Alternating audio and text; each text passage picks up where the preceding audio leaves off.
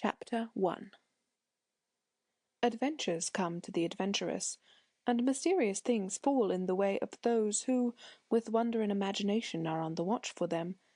But the majority of people go past the doors that are half ajar, thinking them closed, and fail to notice the faint stirrings of the great curtain that hangs ever in the form of appearances between them and the world of causes behind.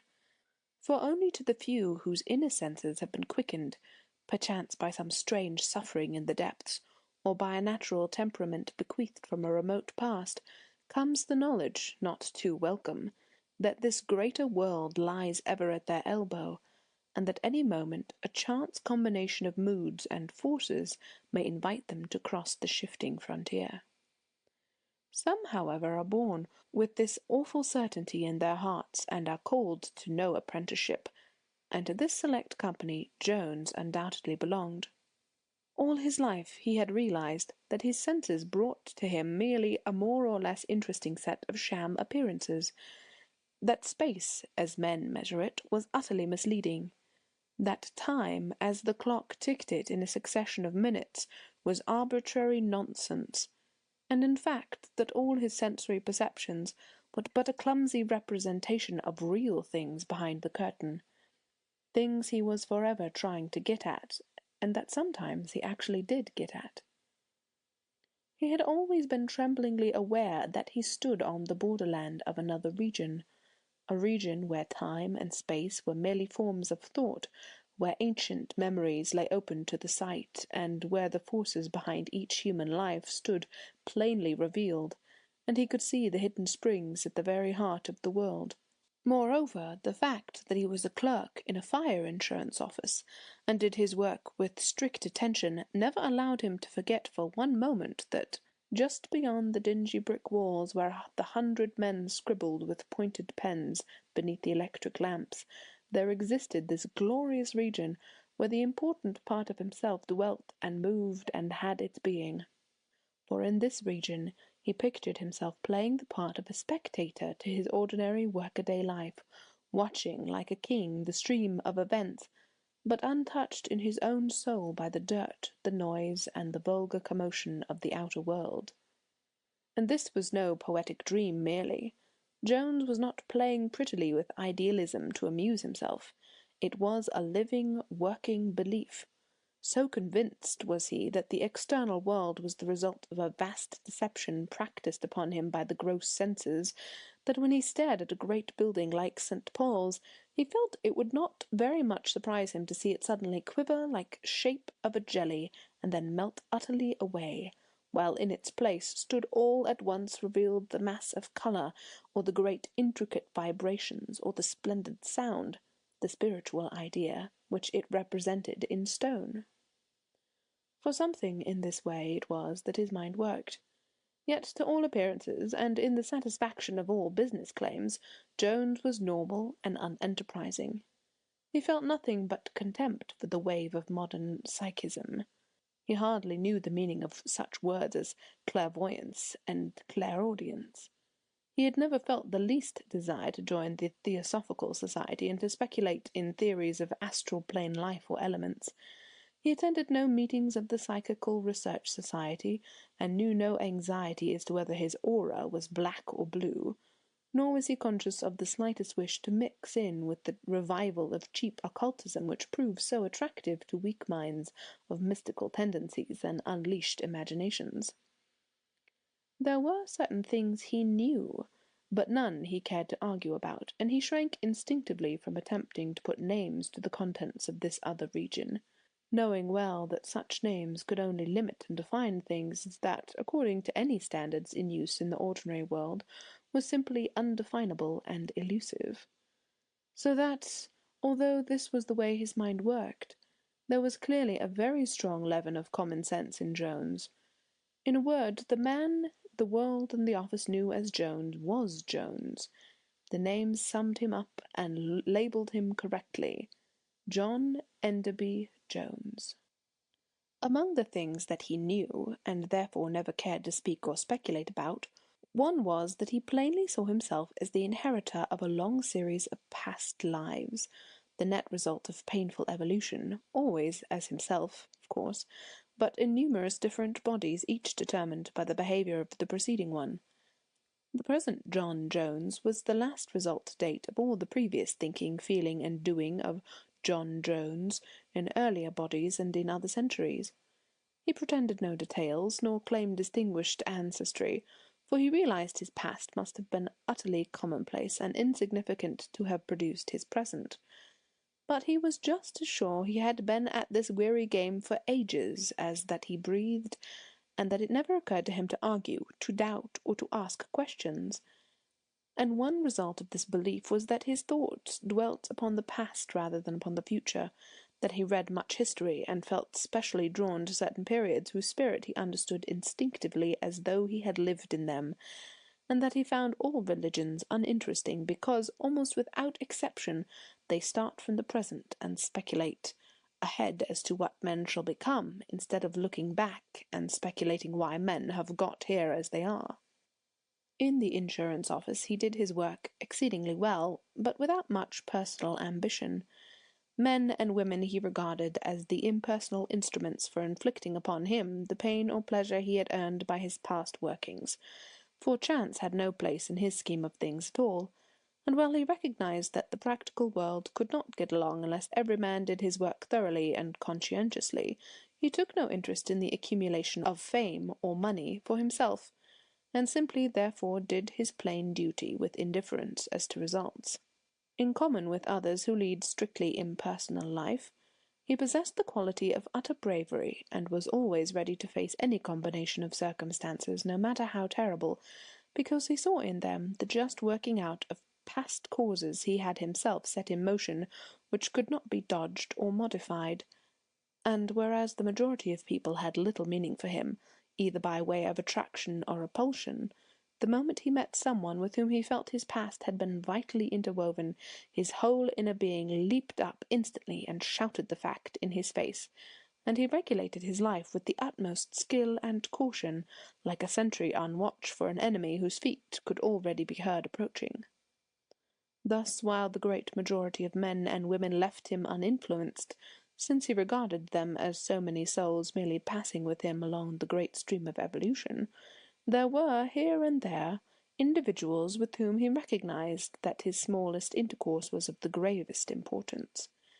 These were persons with whom he knew in every fibre of his being he had accounts to settle, pleasant or otherwise, arising out of dealings in past lives, and in his relations with these few, therefore, he concentrated as it were the efforts that most people spread over their intercourse with a far greater number. By what means he picked out these few individuals, only those conversant with the startling process of the subconscious memory may say, but the point was that Jones believed the main purpose, if not quite the entire purpose, of his present incarnation lay in his faithful and thorough settling of these accounts, and that if he sought to evade the least detail of such settling, no matter how unpleasant, he would have lived in vain, and would return to his next incarnation with this added duty to perform. For according to his beliefs there was no chance, and could be no ultimate shirking, and to avoid a problem was merely to waste time and lose opportunities for development. And there was one individual with whom Jones had long understood clearly that he had a very large account to settle, and towards the accomplishment of which all the main currents of his being seemed to bear him with unswerving purpose. For when he first entered the insurance office as a junior clerk 10 years before, and through a glass door he had caught sight of this man seated in an inner room, one of his sudden overwhelming flashes of intuitive memory had burst up into him from the depths, and he had seen, as in a flame of blinding light, a symbolic picture of the future rising out of a dreadful past, and he had, without any act of definite volition, marked down this man for a real account to be settled. "With that man I shall have much to do," he said to himself, as he noticed the big face look up and meet his eye through a glass. "There is something I cannot shirk, a vital relation out of the past of both of us." And he went to his desk, trembling a little, and with shaking knees, as though the memory of some terrible pain had suddenly laid its icy hand upon his heart and touched the scar of a great horror. It was a moment of genuine terror when their eyes had met through the glass door, and he was conscious of an inward shrinking and loathing that seized upon him with great violence, and convinced him, in a single second, that the settling of this account would be, almost perhaps, more than he could manage.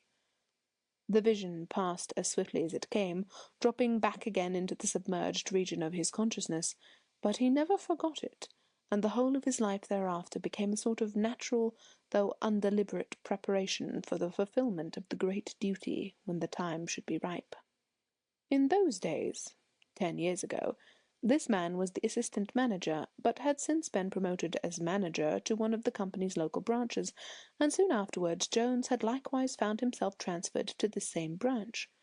A little later again, the branch at Liverpool, one of the most important, had been in peril owing to mismanagement and defalcation, and the man had gone to take charge of it, and again, by mere chance apparently, Jones had been promoted to the same place. And this pursuit of the assistant manager had continued for several years, often, too, in the most curious fashion, and though Jones had never exchanged a single word with him, or had been so much as noticed indeed by the great man, the clerk understood perfectly well that these moves in the game were all part of a definite purpose. Never for one moment did he doubt that the invisibles behind the veil were slowly and surely arranging the details of it all so as to lead up suitably to the climax demanded by justice, a climax in which himself and the manager would play the leading roles. "It is inevitable," he said to himself, "and I feel it may be terrible, but when the moment comes I shall be ready, and I pray God that I may face it properly and act like a man." Moreover, as the years passed and nothing happened, he felt the horror closing in upon him with a steady increase. For the fact was, Jones hated and loathed the manager with an intensity of feeling he had never before experienced toward any human being. He shrank from his presence and from the glance of his eyes, as though he remembered to have suffered nameless cruelties at his hands, and he slowly began to realize, moreover, that the matter to be settled between them was one of very ancient standing, and that the nature of the settlement was a discharge of accumulated punishment which would probably be very dreadful in the manner of its fulfilment. When, therefore, the chief cashier one day informed him that the man was to be in London again, this time as general manager of the head office, and said that he was charged to find a private secretary for him among the best clerks, and further intimated that the selection had fallen upon himself, Jones accepted the promotion quietly, fatalistically, yet with a degree of inward loathing hardly to be described. For he saw in this merely another move in the evolution of the inevitable nemesis, which he simply dared not seek to frustrate by any personal consideration, and at the same time he was conscious of a certain feeling of relief that the suspense of waiting might soon be mitigated. A secret sense of satisfaction therefore accompanied the unpleasant change, and Jones was able to hold himself perfectly well in hand when it was carried into effect, and he was formally introduced as private secretary to the general manager. Now, the manager was a large, fat man, with a very red face and bags beneath his eyes. Being short-sighted, he wore glasses that seemed to magnify his eyes, which were always a little bloodshot. In hot weather a sort of thin slime covered his cheeks, for he perspired easily. His head was almost entirely bald, and over his turned-down collar his great neck folded in two distinct reddish collops of flesh. His hands were big, and his fingers almost massive in thickness. He was an excellent business man, of sane judgment and firm will, without enough imagination to confuse his course of action by showing him possible alternatives, and his integrity and ability caused him to be held in universal respect by the world of business and finance. In the important regions of a man's character, however, and at heart he was coarse, brutal almost to savagery, without consideration for others, and as a result often cruelly unjust to his helpless subordinates. In moments of temper, which were not infrequent, his face turned a dull purple, while the top of his bald head shone by contrast like white marble, and the bags under his eyes swelled till it seemed they would presently explode with a pop, and at these times he presented a distinctly repulsive appearance. But to a private secretary like Jones, who did his duty regardless of whether his employer was a beast or an angel, and whose mainspring was principle and not emotion, this made little difference. Within the narrow limits in which anyone could satisfy such a man, he pleased the general manager, and more than once his piercing intuitive faculty, amounting almost to clairvoyance, assisted the chief in a fashion that served to bring the two closer together than might otherwise have been the case, and caused the man to respect in his assistant a power of which he possessed not even the germ himself. It was a curious relationship that grew up between the two, and the cashier, who enjoyed the credit of having made the selection, profited by it indirectly as much as anyone else. So for some time the work of the office continued normally and very prosperously.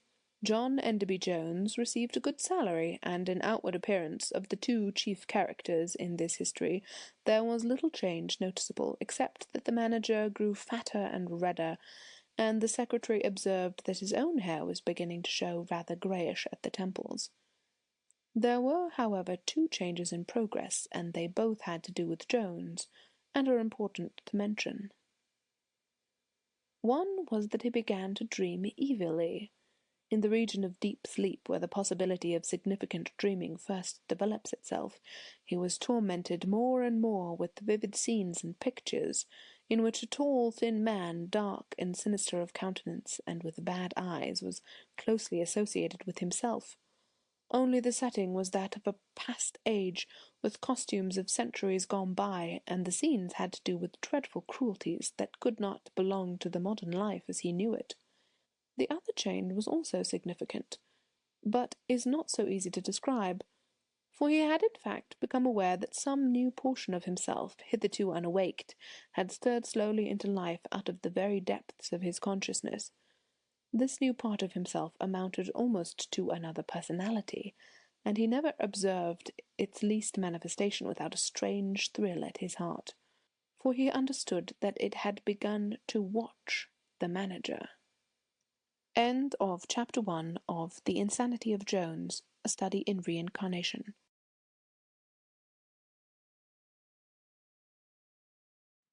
Chapter 2. It was the habit of Jones, since he was compelled to work among conditions that were utterly distasteful, to withdraw his mind wholly from business once the day was over. During office hours he kept the strictest possible watch upon himself, and turned the key on all inner dreams, lest any sudden uprush from the deeps should interfere with his duty. But once the working day was over, the gates flew open, and he began to enjoy himself.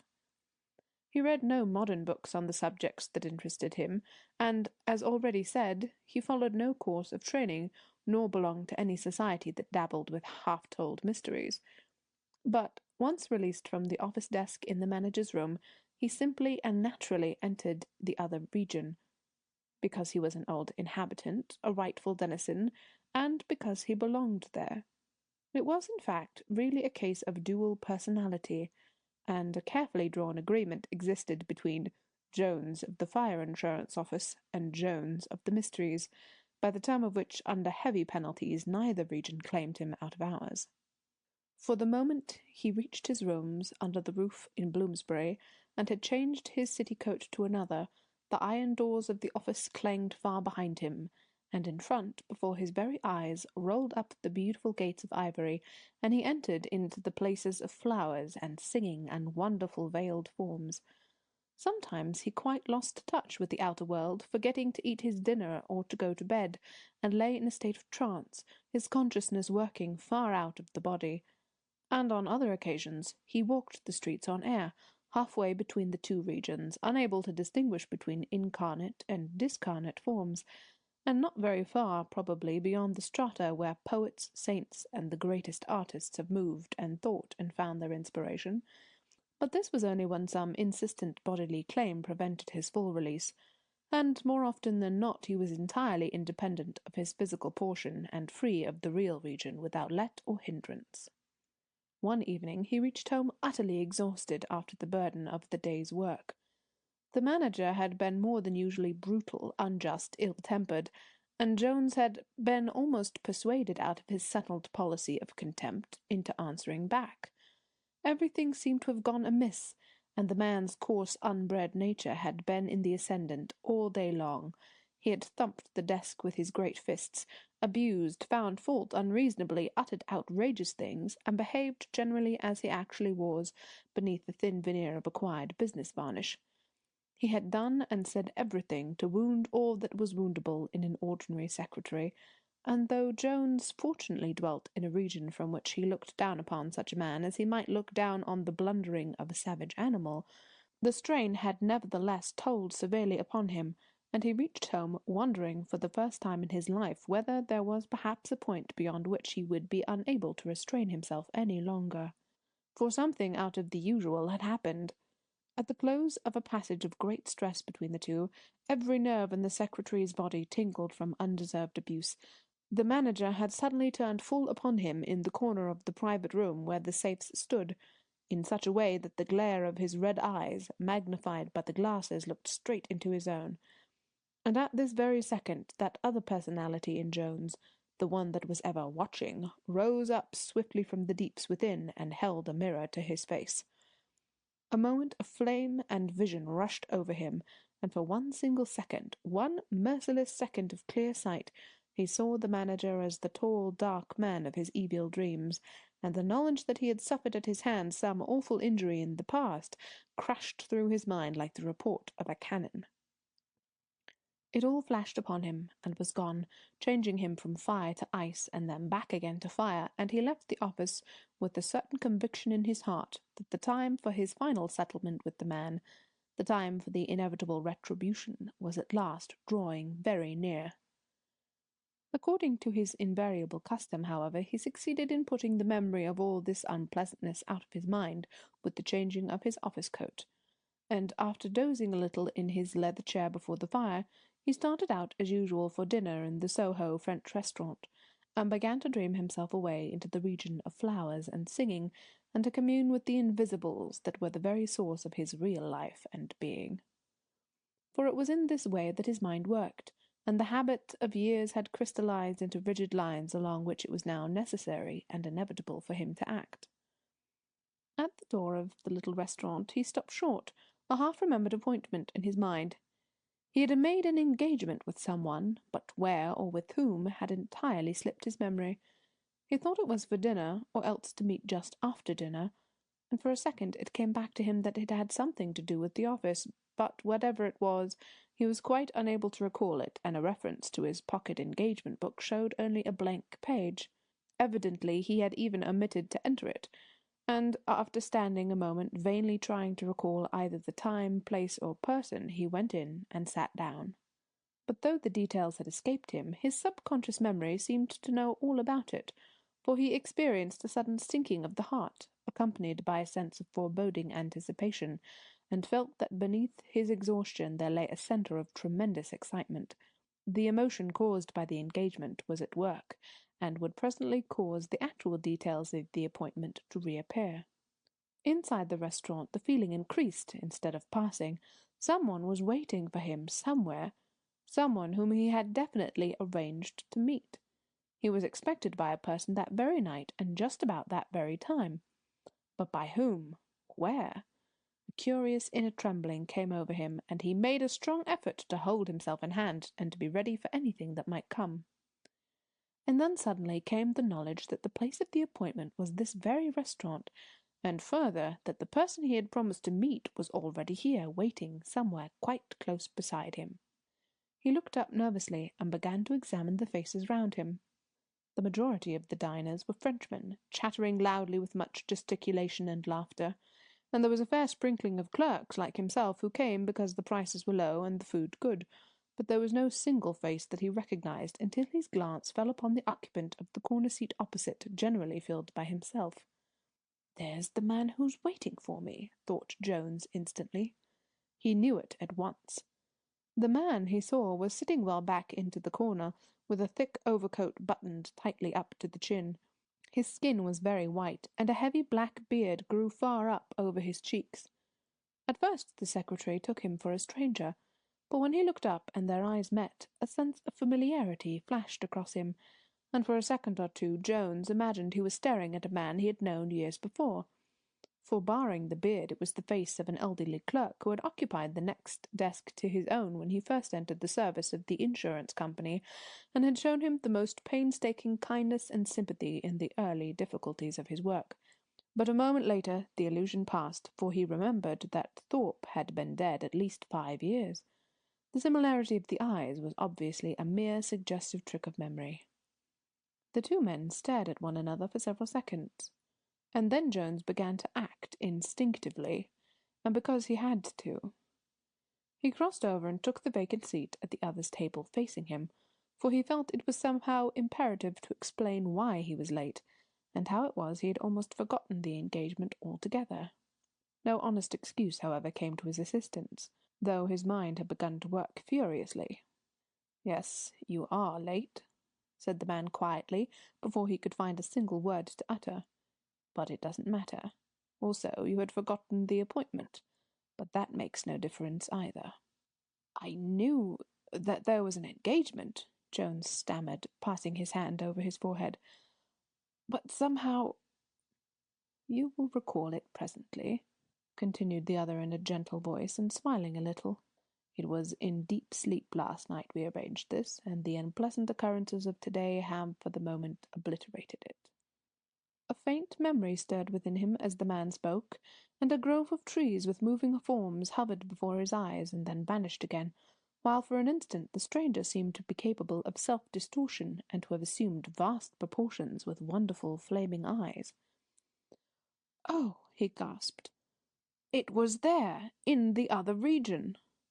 "Of course," said the other, with a smile that illuminated his whole face. "You will remember presently, all in good time, and meanwhile you have no cause to feel afraid." There was a wonderful soothing quality in the man's voice, like the whispering of a great wind, and the clerk felt calmer at once. They sat a little while longer, but he could not remember that they talked much or ate anything. He only recalled afterward that the head waiter came up and whispered something in his ear, and that he glanced round and saw the other people were looking at him curiously, some of them laughing, and that his companion then got up and led the way out of the restaurant. They walked hurriedly through the streets, neither of them speaking, and Jones was so intent upon getting back the whole history of the affair from the region of deep sleep that he barely noticed the way they took. Yet it was clear he knew where they were bound for just as well as his companion, for he crossed the streets often ahead of him, diving down alleys without hesitation, and the other followed always without correction. The pavements were very full, and the usual night crowds of London were surging to and fro in the glare of the shop lights, but somehow no one impeded their rapid movements, and they seemed to pass through the people as if they were smoke. And as they went, the pedestrians and traffic grew less and less, and soon they passed the Mansion House and the deserted space in front of the Royal Exchange, and so on down Fenchurch Street, and within sight of the Tower of London rising dim and shadowy in the smoky air. Jones remembered all this perfectly well, and thought it was his intense preoccupation that made the distance seem so short. But it was when the tower was left behind and they turned northwards that he began to notice how altered everything was, and saw that they were in a neighbourhood where houses were suddenly scarce, and lanes and fields beginning, and that their only light was the stars overhead. And as the deeper consciousness more and more asserted itself to the exclusion of the surface happenings of his mere body during the day, the sense of exhaustion vanished, and he realized that he was moving somewhere in the region of causes behind the veil, beyond the gross deceptions of the senses, and released from the clumsy spell of space and time. Without great surprise, therefore, he turned and saw that his companion had altered, had shed his overcoat and black hat, and was moving beside him absolutely without sound. For a brief second he saw him, tall as a tree, extending through space like a great shadow, misty and wavering of outline, followed by a sound like wings in the darkness. But when he stopped, fear clutching at his heart, the other resumed his former proportions, and Jones could plainly see his normal outline against the green field behind. Then the secretary saw him fumbling at his neck, and at the same moment the black beard came away from the face in his hand. "Then you are Thorpe," he gasped, yet somehow without overwhelming surprise. They stood facing one another in the lonely lane, trees meeting overhead and hiding the stars, and a sound of mournful sighing among the branches. "I am Thorpe." was the answer in a voice that almost seemed part of the wind. "And I have come out of our far past to help you, for my debt to you is large, and in this life I had but small opportunity to repay."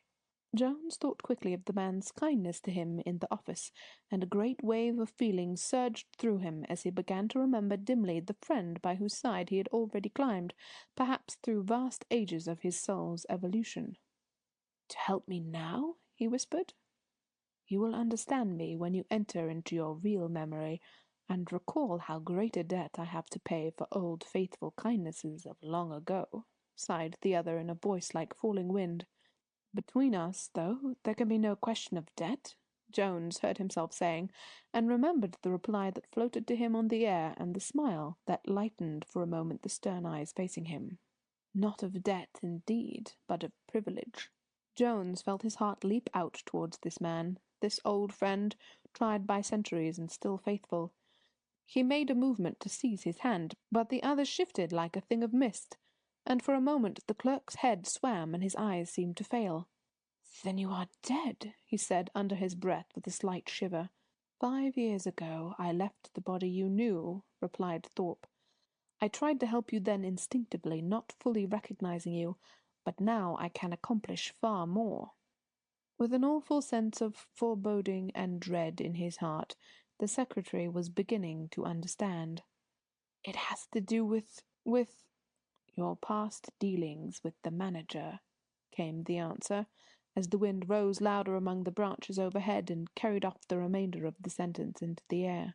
Jones's memory, which was just beginning to stir among the deepest layers of all, shut down suddenly with a snap, and he followed his companion over fields and down sweet-smelling lanes where the air was fragrant and cool, till they came to a large house, standing gaunt and lonely in the shadows at the edge of a wood.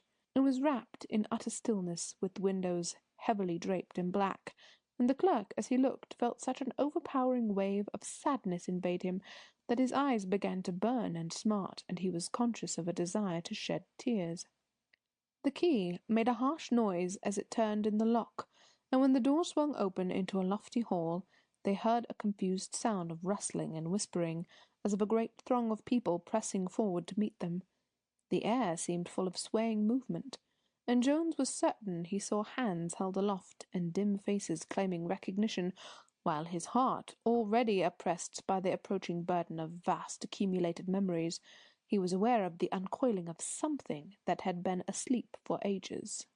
As they advanced, he heard the doors close with a muffled thunder behind them, and saw that the shadows seemed to retreat and shrink away toward the interior of the house, carrying the hands and faces with them. He heard the wind singing round the walls and over the roof, and its wailing voice mingled with the sound of deep collective breathing that filled the house like the murmur of a sea, and as they walked up the broad staircase and through the vaulted rooms where pillars rose like the stems of trees, he knew that the building was crowded row upon row with the thronging memories of his own long past. "This is the house of the past," whispered Thorpe beside him as they moved silently from room to room. "The house of your past. It is full from cellar to roof with the memories of what you have done, thought, and felt from the earliest stages of your evolution until now. The house climbs almost up to the clouds and stretches back into the heart of the wood you saw outside, but the remoter halls are filled with ghosts of ages ago too many to count, and even if we were able to waken them, you could not remember them now.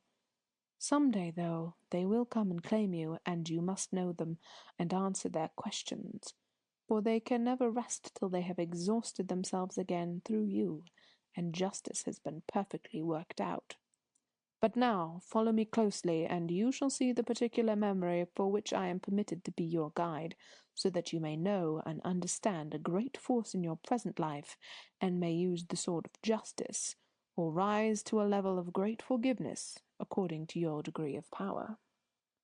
Icy thrills ran through the trembling clerk, and as he walked slowly beside his companion he heard from the vaults below, as well as from more distant regions of the vast building, the stirring and sighing of serried ranks of sleepers, sounding in the still air like a chord swept from unseen strings, stretched somewhere among the very foundations of the house. Stealthily picking their way among the great pillars, They moved up the sweeping staircase and through several dark corridors and halls, and presently stopped outside a small door in an archway where the shadows were very deep. "Remain close by my side, and remember to utter no cry," whispered the voice of his guide, and as the clerk turned to reply, he saw his face was stern to whiteness and even shone a little in the darkness. The room they entered seemed at first to be pitchy black, but gradually the secretary perceived a faint reddish glow against the farther end, and thought he saw figures moving silently to and fro.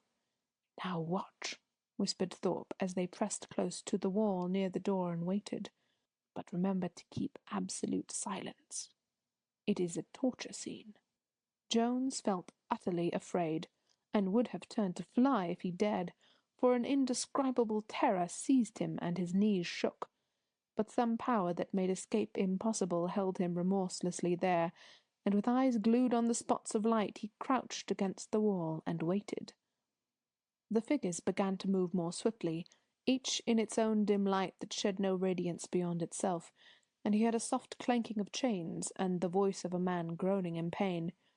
Then came the sound of a door closing, and thereafter Jones saw but one figure, the figure of an old man, naked entirely, and fastened with chains to an iron framework on the floor. His memory gave a sudden leap of fear as he looked, for the features and the white beard were familiar, and he recalled them as though of yesterday. The other figures had disappeared, and the old man became the centre of the terrible place.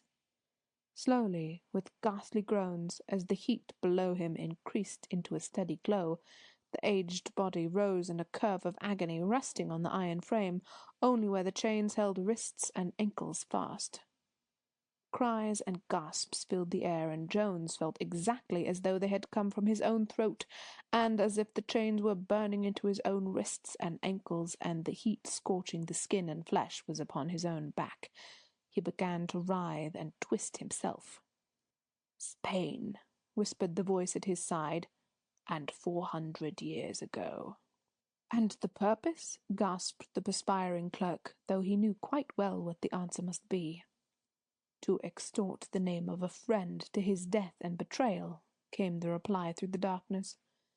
A sliding panel opened with a little rattle in the wall immediately above the rack, and a face framed in the same red glow appeared and looked down upon the dying victim. Jones was only just able to choke a scream, for he recognized the tall dark man of his dreams. With horrible gloating eyes he gazed down upon the writhing form of the old man, and his lips moved as in speaking, though no words were actually audible. "He asks again for the name," explained the other, as the clerk struggled with the intense hatred and loathing that threatened every moment to result in screams and action. His ankles and wrists pained him so that he could hardly keep still, but a merciless power held him to the scene. He saw the old man, with a fierce cry, raise his tortured head and spit up into the face of the panel, and then the shutter slid back again, and a moment later the increased glow beneath the body, accompanied by awful writhing, told of the application of further heat. There came the odour of burning flesh, the white beard curled and burned into a crisp. The body fell back limp upon the red-hot iron, and then shot up again in fresh agony. Cry after cry, the most awful in the world, rang out with deadened sound between the four walls, and again the panel slid back creaking and revealed the dreadful face of the torturer. Again the name was asked for, and again it was refused, and this time, after the closing of the panel, a door opened, and the tall thin man with the evil face came slowly into the chamber. His features were savage with rage and disappointment, and in the dull red glow that fell upon them he looked like a very prince of devils. In his hand he held a pointed iron at white heat. "Now the murder," came from Thorpe in a whisper that sounded as if it was outside the building and far away. Jones knew quite well what was coming, but was unable even to close his eyes.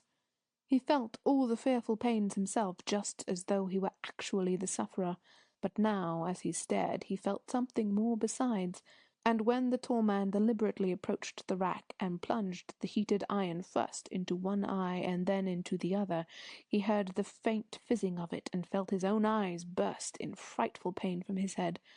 At the same moment, unable longer to control himself, he uttered a wild shriek and dashed forward to seize the torturer and tear him into 1,000 pieces. Instantly, in a flash, the entire scene vanished. Darkness rushed in to fill the room, and he felt himself lifted off his feet by some force like a great wind and borne swiftly away into space. When he recovered his senses, he was standing just outside the house, and the figure of Thorpe was beside him in the gloom. The great doors were in the act of closing behind him, but before they shut he fancied he caught a glimpse of an immense veiled figure standing upon the threshold with flaming eyes, and in his hand a bright weapon like a shining sword of fire. "Come quickly now. All is over," Thorpe whispered. "And the dark man?" gasped the clerk as he moved swiftly by the other side. "In this present life is the manager of the company." "And the victim?" "Was yourself." "And the friend I refused to betray?" "I was that friend," answered Thorpe, his voice with every moment sounding more and more like the cry of the wind. "You gave your life in agony to save mine." "And again in this life we have all three been together?" "Yes. Such forces are not soon or easily exhausted, and justice is not satisfied till all have reaped what they have sowed." Jones had an odd feeling that he was slipping away into some other state of consciousness. Thorpe began to seem unreal. Presently he would be unable to ask more questions. He felt utterly sick and faint with it all, and his strength was ebbing. "Oh, quick!" he cried. "Now tell me more. Why did I see this? What must I do?" The wind swept across the field on their right and entered the wood with a great roar, and the air around him seemed filled with voices and the rushing of hurried movement. "To the ends of justice," answered the other, as though speaking out of the centre of the wind and from a distance, "which sometimes is entrusted to the hands of those who suffered and were strong. One wrong cannot be put right by another wrong, but your life has been so worthy that the opportunity is given to—" The voice grew fainter and fainter. Already it was far overhead with the rushing wind. "You may punish or—" Here Jones lost sight of Thorpe's figure altogether, for he seemed to have vanished and melted away into the wood behind him. His voice sounded far across the trees, very weak and ever rising. "Or if you can rise to the level of a great forgiveness." The voice became inaudible. The wind came crying out of the wood again. Jones shivered and stared about him. He shook himself violently and rubbed his eyes. The room was dark. The fire was out. He felt cold and stiff. He got up out of his armchair, still trembling, and lit the gas. Outside the wind was howling, and when he looked at his watch, he saw that it was very late and he must go to bed. He had not even changed his office coat. He must have fallen asleep in the chair as soon as he came in, and he had slept for several hours. Certainly he had eaten no dinner, for he felt ravenous. End of Chapter 2 of The Insanity of Jones.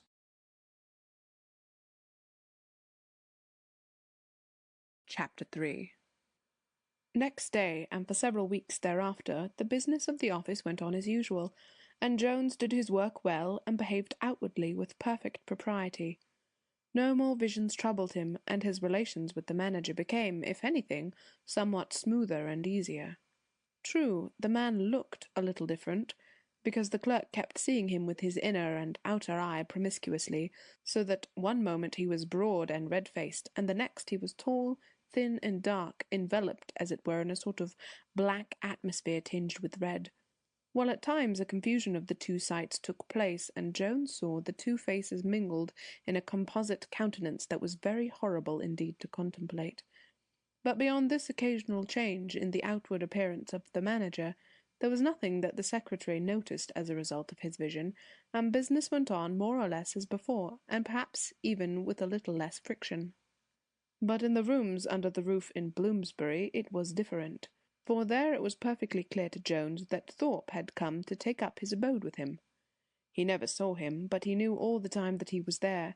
Every night, upon returning from his work, he was greeted by the well-known whisper, "Be ready when I give the sign." And often in the night he woke up suddenly out of deep sleep, and was aware that Thorpe had that minute moved away from his bed, and was standing waiting and watching somewhere in the darkness of the room. Often he followed him down the stairs, though the dim gas jet on the landing never revealed his outline, and sometimes he did not come into the room at all, but hovered outside the window, peering through the dirty panes, or sending his whisper into the chamber in the whistling of the wind. For Thorpe had come to stay, and Jones knew that he would not get rid of him until he had fulfilled the ends of justice, and accomplished the purpose for which he was waiting.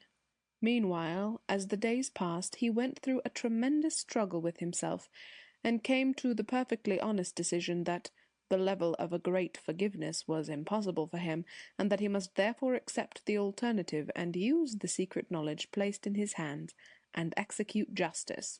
And once this decision was arrived at, he noticed that Thorpe no longer left him alone during the day as before, but now accompanied him to the office, and stayed more or less at his side all through business hours as well. His whisper made itself heard in the streets, and in the train, and even in the manager's room where he worked, sometimes warning, sometimes urging, but never for a moment suggesting the abandonment of the main purpose, and more than once so plainly audible that the clerk felt certain others must have heard it as well as himself. His obsession was complete. He felt he was always under Thorpe's eye, day and night, and he knew he must acquit himself like a man when the moment came, or prove a failure in his own sight as well as in the sight of the other. And now that his mind was made up, nothing could prevent the carrying out of the sentence. He bought a pistol and spent his Saturday afternoons practising at a target in lonely places along the Essex shore, marking out in the sand the exact measurements of the manager's room. Sundays he occupied in like fashion, putting up at an inn overnight for the purpose, spending the money that usually went into the savings bank on travel expenses and cartridges. Everything was done very thoroughly, for there must be no possibility of failure, and at the end of several weeks he had become so expert with his six-shooter that at a distance of 25 feet, which was the greatest length of the manager's room, he could pick the inside out of a halfpenny 9 times out of a dozen, and leave a clean, unbroken rim. There was not the slightest desire to delay. He had thought the matter over from every point of view his mind could reach, and his purpose was inflexible. Indeed, he felt proud to think that he had been chosen as the instrument of justice in the infliction of so well-deserved and so terrible a punishment. Vengeance may have had some part in his decision, but he could not help that, for he still felt at times the hot chains burning his wrists and ankles with fierce agony through to the bone. He remembered the hideous pain of his slowly roasting back, and the point when he thought death must intervene to end his suffering, but instead new powers of endurance had surged up in him, and awful further stretches of pain had opened up, and unconsciousness seemed farther off than ever. Then at last the hot irons in his eyes. It all came back to him, and caused him to break out in icy perspiration at the mere thought of it. The vile face at the panel, the expression of the dark face. His fingers worked, his blood boiled. It was utterly impossible to keep the idea of vengeance altogether out of his mind. Several times he was temporarily balked of his prey. Odd things happened to stop him when he was on the point of action. The first day, for instance, the manager fainted from the heat. Another time, when he had decided to do the deed, the manager did not come down to the office at all. And a third time, when his hand was actually in his hip pocket, he suddenly heard Thorpe's horrid whisper telling him to wait, and turning, he saw that the head cashier had entered the room noiselessly without his noticing it. Thorpe evidently knew what he was about, and did not intend to let the clerk bungle the matter. He fancied, moreover, that the head cashier was watching him. He was always meeting him in unexpected corners and places, and the cashier never seemed to have an adequate excuse for being there. His movements seemed suddenly of a particular interest to others in the office as well, for clerks were always being sent to ask him unnecessary questions, and there was apparently a general design to keep him under a sort of surveillance, so that he was never much alone with the manager in the private room where they worked. And once the cashier had even gone so far as to suggest that he could take his holiday earlier than usual if he liked, as the work had been very arduous of late, and the heat exceedingly tiring. He noticed, too, that he was sometimes followed by a certain individual in the streets, a careless-looking sort of man who never came face to face with him or actually ran into him, but who was always in his train or omnibus, and whose eye he often caught observing him over the top of his newspaper, and who, on one occasion, was even waiting at the door of his lodgings when he came out to dine. There were other indications, too, of various sorts, that led him to think something was at work to defeat his purpose, and that he must act at once before these hostile forces could prevent. And so the end came very swiftly, and was thoroughly approved by Thorpe. It was towards the close of July, and one of the hottest days London had ever known, for the city was like an oven, and the particles of dust seemed to burn the throats of the unfortunate toilers in street and office. The portly manager, who suffered cruelly owing to his size, came down perspiring and gasping with the heat. He carried a light-coloured umbrella to protect his head. "He'll want something more than that, though," Jones laughed quietly to himself when he saw him enter. The pistol was safely in his hip pocket, every one of its 6 chambers loaded. The manager saw the smile on his face, and gave him a long, steady look as he sat down to his desk in the corner. A few minutes later he touched the bell for the head cashier, a single ring, and then asked Jones to fetch some papers from another safe in the room upstairs. A deep inner trembling seized the secretary as he noticed these precautions, for he saw that the hostile forces were at work against him, and yet he felt he could delay no longer and must act that very morning, interference or no interference. However, he went obediently up in the lift to the next floor, and while fumbling with the combination of the safe known only to himself, the cashier, and the manager, he again heard Thorpe's horrid whisper just behind him.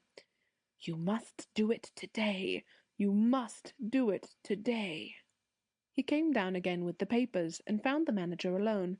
The room was like a furnace, and a wave of dead heated air met him in the face as he went in. The moment he passed the doorway he realized that he had been the subject of conversation between the head cashier and his enemy. They had been discussing him.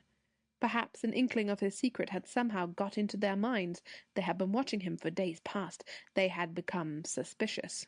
Clearly he must act now, or let the opportunity slip by, perhaps forever. He heard Thorpe's voice in his ear, but this time it was no mere whisper, but a plain human voice speaking aloud.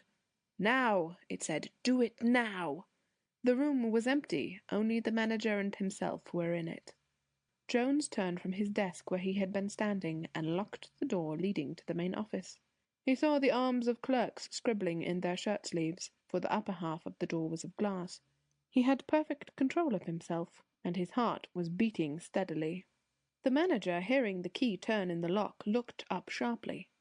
"What's that you're doing?" he asked quickly. "Only locking the door, sir," replied the secretary in a quiet, even voice. "Why? Who told you to—" "The voice of justice, sir," replied Jones, looking steadily into the hated face. The manager looked black for a moment, and stared angrily across the room at him. Then suddenly his expression changed as he stared, and he tried to smile. It was meant to be a kind smile, evidently, but it only succeeded in being frightened. "That is a good idea in this weather," he said lightly. "But it would be much better to lock it on the outside, wouldn't it, Mr. Jones?" "I think not, sir. You might escape me then. Now you can't." Jones took out his pistol and pointed it at the other's face. Down the barrel he saw the features of the tall dark man, evil and sinister. Then the outline trembled a little, and the face of the manager slipped back into its place. It was white as death, and shining with perspiration. "You tortured me to death 400 years ago," said the clerk in the same steady voice, "and now the dispensers of justice have chosen me to punish you." The manager's face turned to flame, and then back to chalk again. He made a quick movement toward the telephone bell, stretching out a hand to reach it, but at the same moment Jones pulled the trigger, and the wrist was shattered, splashing the wall behind with blood. "That's one place where the chains burnt," he said quietly to himself. His hand was absolutely steady, and he felt that he was a hero. The manager was on his feet, with a scream of pain, supporting himself with his right hand on the desk in front of him. But Jones pressed the trigger again, and a bullet flew into the other wrist, so that the big man, deprived of support, fell forward with a crash onto the desk. "You damned madman!" shrieked the manager. "Drop that pistol!" "That's another place," was all Jones said, still taking careful aim for another shot. The big man, screaming and blundering, scrambled beneath the desk, making frantic efforts to hide. But the secretary took a step forward and fired 2 shots in quick succession into his projecting legs, hitting first one ankle and then the other and smashing them horribly. "2 more places where the chains burnt," he said, going a little nearer. The manager, still shrieking, tried desperately to squeeze his bulk behind the shelter of the opening beneath the desk, but he was far too large, and his bald head protruded through on the other side. Jones caught him by the scruff of his great neck and dragged him yelping out onto the carpet. He was covered with blood and flopped helplessly upon his broken wrists. "Be quick now!" cried the voice of Thorpe. There was a tremendous commotion and a banging at the door, and Jones gripped his pistol tightly. Something seemed to crash through his brain, clearing it for a second, so that he thought he saw beside him a great veiled figure with drawn sword and flaming eyes and sternly approving attitude. "Remember the eyes! Remember the eyes!" hissed Thorpe in the air above him. Jones felt like a god, with a god's power. Vengeance disappeared from his mind. He was acting impersonally as an instrument in the hands of the invisibles who dispense justice and balance accounts. He bent down and put the barrel close into the other's face, smiling a little as he saw the childish efforts of the arms to cover his head. Then he pulled the trigger, and a bullet went straight into the right eye, blackening the skin. Moving the pistol 2 inches to the other way, he sent another bullet crashing into the left eye. Then he stood upright over his victim with a deep sigh of satisfaction. The manager wriggled convulsively for the space of a single second, and then lay still in death. There was not a moment to lose, for the door was already broken in and violent hands were at his neck. Jones put the pistol to his temple and once more pressed the trigger with his finger. But this time there was no report. Only a little dead click answered the pressure, for the secretary had forgotten that the pistol had only 6 chambers and that he had used them all. He threw the useless weapon onto the floor, laughing a little out loud, and turned without a struggle to give himself up. "I had to do it," he said quietly, while they tied him. "It was simply my duty, and now I am ready to face the consequences, and Thorpe will be proud of me, for justice has been done and the gods are satisfied." He made not the slightest resistance, and when the 2 policemen marched him off through the crowd of shuddering little clerks in the office, he again saw the veiled figure moving majestically in front of him, making slow, sweeping circles with the flaming sword to keep back the host of faces that were thronging in upon him from the other region. End of Chapter 3 of The Insanity of Jones.